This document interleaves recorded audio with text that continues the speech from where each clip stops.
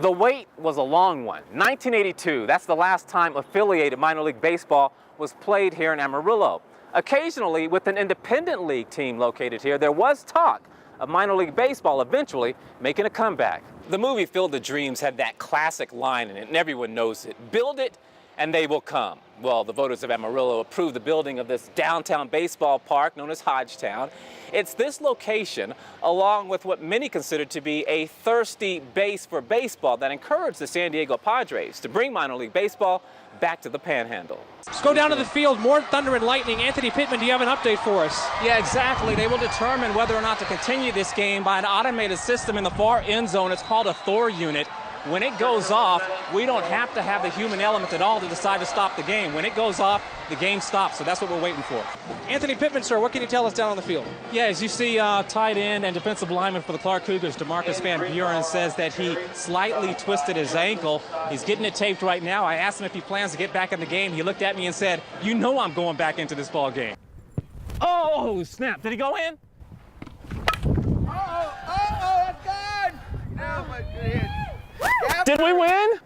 Thanks for being here. And we're starting tonight with the Dallas Cowboys and one of the most exciting games of the year, a huge battle with the Green Bay Packers for a spot in the NFC Championship game against the Atlanta Falcons. Late fourth, tied at 31 on a 3rd and 20 for Aaron Rodgers. This is why he's all pro. Hooking up with Jared Cook on the sideline, you better believe it happened. 35 yards for the first down, and you hear it all the time. Baseball is a game of inches. Well, how about football? And sometimes it's not about the start. Instead, it's the finish. And that's the case tonight against Kingsville. Javelina's early. Misha Wade, quick to the hole. Wade has 22. But here comes WT. Even if it's cold, you can work outside the loop. Sidney Walton, the 3-ball. Only 3 points in the first quarter for WT, but a huge finish, rallying in the second half for the win. Play on! 17-point win, 70-53. This happening yesterday at the Boston Marathon. A U.S. Marine with mind over matter to finish that marathon on his hands and knees, crawling across the finish line. Now here's the deal.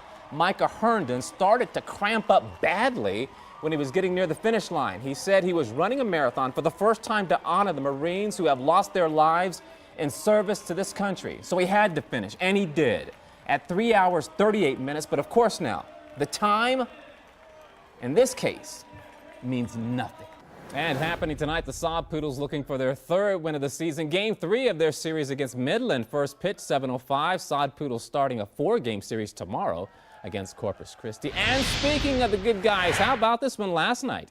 ABC 7's Nicole Kahn throwing out the first pitch. And this, you know, is never easy. The pressure to get it right is tight. And Nicole said before the game, I hope y'all realize I'm not an athlete. But someone's not telling the truth. She was money. Hello, Hall of Fame. Get a chance to have a ball thrown in your face. Yeah, but that's a lot of people love that. I mean, but this is How did the game go tonight? Got a ball in my face. Perfect, right Oh, there. let's do that again. Hit some music. Cotton candy, sweet and low. Let me see that Tootsie Roll. Most of us think we know the stories of athletic trainers as they work to prevent and care for all athletic injuries, but do we truly understand what they go through? A lot of times I get called water girl or any of that just because people don't understand that there's more to what we do besides running water on and off the field. We always go and talk. As the new school year begins, Mackenzie starts her 4th at Amarillo High School as a student trainer in one of the state's top-rated athletic training districts.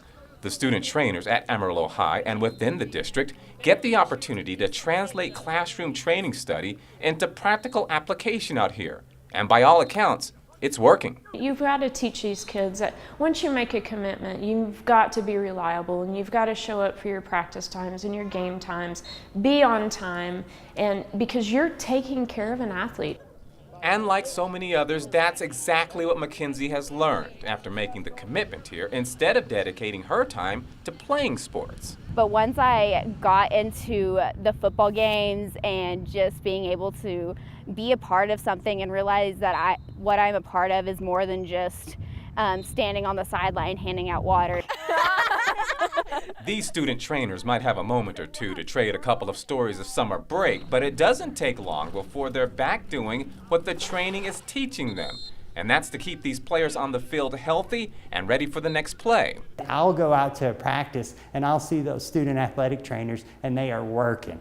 And I know that these skills that they're developing right now will definitely help them later in life. I've loved being a part of the athletic training, and I've started applying for colleges, and that's what I put as my major is kinesiology and athletic training, because that's what I want to do. I want to continue on to this into college and maybe even onto the professional level of being an athletic trainer.